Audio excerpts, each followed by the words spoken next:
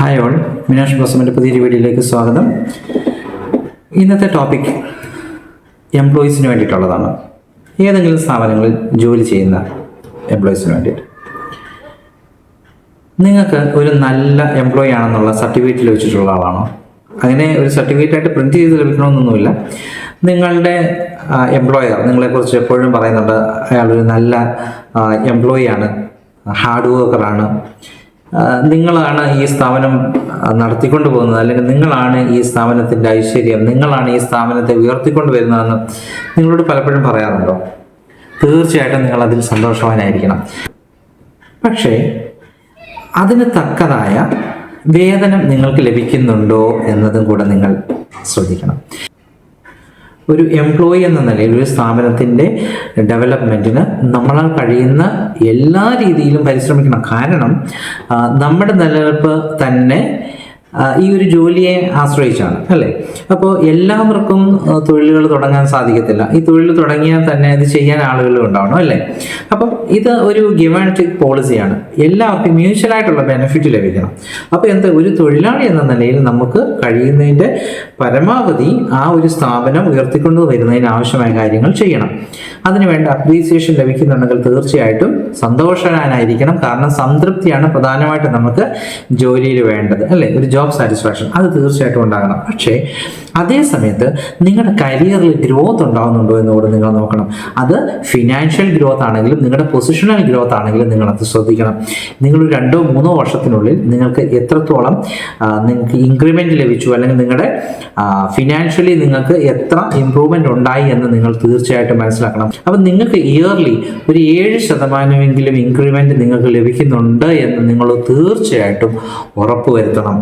അല്ലാതെ നിങ്ങൾ നല്ലൊരു എംപ്ലോയി ആണ് എന്ന് മാത്രം കേൾക്കുന്നത് കൊണ്ട് മാത്രം നിങ്ങളുടെ കാര്യങ്ങൾ നടന്നു പോകത്തില്ല, ഒരു കാരണവശാലും ഇല്ല. കാരണം നമ്മൾ പണം ലഭിക്കുക എന്നുള്ളത് നമ്മുടെ ജോലിയുടെ പ്രധാനപ്പെട്ട ഒരു ഘടകമാണ്, അല്ലേ?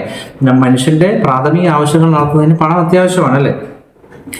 ആഹാരം, വസ്ത്രം, പാർപ്പിടം, എഡ്യൂക്കേഷനും ഇപ്പോൾ ഒരു പ്രധാനപ്പെട്ട പ്രാഥമിക ആവശ്യമാണ്. അപ്പോൾ ഇതിന് ആവശ്യമായ പണം നമ്മൾ കണ്ടെത്തുന്നത് നമ്മൾ ജോലി ചെയ്യുന്നതിലൂടെയാണ്. അപ്പോൾ നമ്മൾ പ്രധാനമായിട്ട് ശ്രദ്ധിക്കേണ്ടത് നമുക്ക് അപ്രീസിയേഷൻ മാത്രം പോരാ, കുറഞ്ഞ വർഷം 5-7% ഇൻക്രിമെന്റ് നിങ്ങൾക്ക് വർഷത്തിൽ ലഭിക്കുന്നുണ്ടോ എന്ന് നിങ്ങൾ ഉറപ്പുവരുത്തണം. അത്രയുമെങ്കിലും ഒരു വ്യത്യാസം നിങ്ങളുടെ ഇൻകത്തിൽ ഉണ്ടാകുന്നുണ്ടോ എന്ന് നിങ്ങൾ ശ്രദ്ധിക്കണം. അതുപോലെ തന്നെ നിങ്ങളുടെ കൂടെയുള്ളവർ ഒക്കെ പുതിയ പൊസിഷനിലേക്ക് പോകുമ്പോൾ നിങ്ങൾ വീണ്ടും അവിടെ തന്നെ സ്റ്റക്കായി നിൽക്കുകയാണോ എന്ന് നോക്കണം. അങ്ങനെയാണെന്നുണ്ടെങ്കിൽ നിങ്ങൾക്ക് കിട്ടുന്ന അപ്രീസിയേഷനിൽ ഒരു അർത്ഥവുമില്ല എന്നുള്ളതാണ്. അങ്ങനെ നിങ്ങൾക്ക് ലഭിക്കുന്ന അപ്രീസിയേഷൻ നിങ്ങളെ അവിടെ ഒന്ന് തളച്ചിടാൻ വേണ്ടിയിട്ട് മാത്രം ലഭിക്കുന്നതാണ് നിങ്ങൾ മനസ്സിലാക്കണം. കാരണം നിങ്ങൾക്ക് ഈ ഒരു അപ്രീസിയേഷൻ കൊണ്ട് മാത്രം നിങ്ങളുടെ ജീവിതം മുന്നോട്ട് പോകും, ഒരു കാരണവശാലും ഇല്ല, അല്ലേ? അപ്പം നമ്മൾ പൊട്ടൻഷ്യൽ ഉള്ള ആളാണെങ്കിൽ നമുക്ക് അതിൻ്റെ അനുസരിച്ചുള്ള പൊസിഷണൽ വേരിയേഷൻ ഉണ്ടാവണം. അതുപോലെ തന്നെ ഇൻകം കൂടുതൽ ലഭിക്കുകയും ചെയ്യണം. അപ്പോൾ ഈ ഒരു കാര്യം ഉറപ്പായിട്ട് നിങ്ങൾ ചെയ്യണം. അതേപോലെ തന്നെ ഈ ഒരു സാലറിക്ക് ഇത്ര സാലറി കിട്ടുന്നുള്ളൂ, അതിന് വേണ്ടിയിട്ടുള്ള പണി ചെയ്താൽ മതിയെന്ന് നിങ്ങൾ ഒരു സ്ഥാപനത്തിലും ഒരു കാരണവശാലും വിചാരിക്കരുത്. കാരണം എന്താണെന്ന് വെച്ചാൽ അങ്ങനെ വിചാരിച്ചാൽ നിങ്ങൾ ലേസിനെസ്സിലേക്ക് പോവുകയും നിങ്ങളുടെ സ്കില്ല് കൃത്യമായിട്ട് പുറത്തു കൊണ്ടുവരാൻ സാധിക്കാതെ വരികയും ചെയ്യുന്നു. ഒരു വർഷം നിങ്ങൾ നന്നായിട്ട് ജോലി ചെയ്ത് നിങ്ങളുടെ സ്കില്ല് ഡെവലപ്പ് ചെയ്ത് നല്ലൊരു സ്കിൽ ലേബറായിട്ട് മാറിയിട്ട് നിങ്ങൾ അടുത്ത ഓപ്പർച്യൂണിറ്റിയിലേക്ക് പോകണം. കൂടുതൽ പേയ്മെന്റ് ലഭിക്കുന്ന ഒരു ഓപ്പർച്യൂണിറ്റിയിലേക്ക് പോകണം. നിങ്ങൾക്ക് അവിടെ കൂടുതൽ പേയ്മെന്റ് ലഭിക്കുന്നില്ല, അല്ലെങ്കിൽ നിങ്ങൾക്ക് ജോബ് സാറ്റിസ്ഫാക്ഷൻ ഇല്ല എന്നുണ്ടെങ്കിൽ, നിങ്ങളെ അവരെ പ്രൊമോഷന് വേണ്ടി കൺസിഡർ ചെയ്യുന്നില്ല എന്നുണ്ടെങ്കിൽ ഇമ്മീഡിയറ്റ് ആയിട്ട് തന്നെ നിങ്ങൾ അടുത്ത ഒരു പൊസിഷനിലേക്ക് പോകണം. അതുപോലെ തന്നെ ഒരു തൊഴിലാളി എന്ന നിലയിൽ നിങ്ങളുടെ സ്കിൽ ഇംപ്രൂവ് ചെയ്യാൻ ആവശ്യമായ എന്തെങ്കിലും പുതിയ കോഴ്സുകളോ ഒക്കെ പഠിക്കണമെങ്കിൽ തീർച്ചയായിട്ടും പഠിക്കണം. എംപ്ലോയർ നമുക്ക് ജോലി തരുന്ന ആൾക്കാർ എപ്പോഴും അവർ പുതിയ കോഴ്സുകൾ കണ്ടുപിടിക്കുകയും പുതിയ ട്രെയിനിങ്ങുകൾ അറ്റൻഡ് ചെയ്യുകയും എങ്ങനെ തൊഴിലാളികളെ മാക്സിമം ഉപയോഗപ്പെടുത്തി, എങ്ങനെ അവരുടെ കഴിവുകൾ ഉപയോഗപ്പെടുത്തി ആ ഒരു കമ്പനിയുടെ വളർച്ചയ്ക്ക് വേണ്ടിയിട്ട് ഉപയോഗപ്പെടുത്താമെന്നുള്ള ക്ലാസ്സുകളൊക്കെ അവർ അറ്റൻഡ് ചെയ്യുന്നുണ്ട്. പക്ഷേ ഒരു തൊഴിലാളി എന്ന നിലയിൽ പോകുന്നു, ജോലി ചെയ്യുന്നു, വരുന്നു, കിടക്കുന്നു, കിട്ടുന്നു, വാങ്ങിക്കുന്നു എന്നുള്ളതല്ല. എന്ന് വെച്ചാൽ അർഹതയില്ലാത്തതിന് വേണ്ടിയിട്ട് സമരം ചെയ്യുക എന്നുള്ളതല്ല ഞാൻ പറയുന്നത്. നിങ്ങൾക്ക് അർഹമായതാണെങ്കിൽ ലഭിക്കുന്നില്ല എങ്കിൽ നെക്സ്റ്റ് ഓപ്പർച്യൂണിറ്റി തേടി പോവുക എന്നുള്ളതാണ്. അതുപോലെ തന്നെ നിങ്ങൾ ചെയ്യുന്ന ഏത് ജോലിയാണെങ്കിലും അതിന് മാക്സിമം എഫേർട്ട് ഇട്ട് ചെയ്യുക. അങ്ങനെ നിങ്ങളുടെ ക്വാളിറ്റി നിങ്ങൾ ഇമ്പ്രൂവ് ചെയ്തുകൊണ്ട് വരിക.